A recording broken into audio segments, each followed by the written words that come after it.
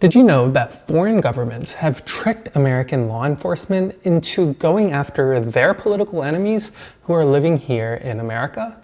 Well, one of the ways in which they do that is by weaponizing our legal and immigration systems for their political purposes. Here's what I mean.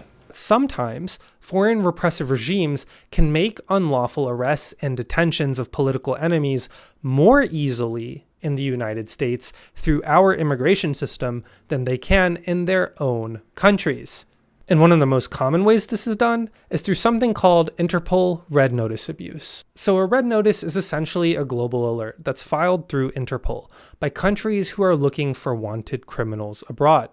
But authoritarian regimes often file bogus notices against their political opponents as a way of getting foreign countries to arrest them on their behalf.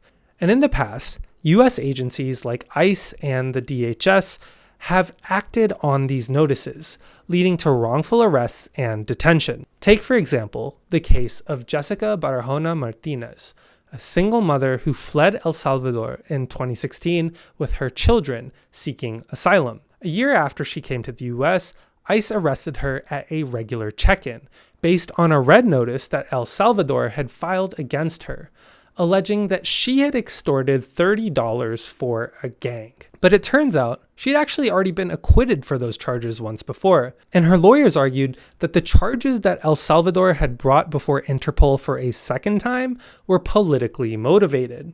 In reality, she was being persecuted by her home country for refusing the sexual advances of police officers, who had also detained and abused her for months. Even after her lawyers were able to get Interpol to delete the red notice that El Salvador had filed against her, ICE kept her locked up, and she spent more than 6 years in the US detained before being released in 2023. And the thing is, Barahona Martinez isn't alone. A Russian anti-corruption activist endured similar detention in ICE facilities for 2 years, based on a bogus red notice from Russia that alleged he committed fraud. At least 14 countries have misused international law enforcement tools for their political goals.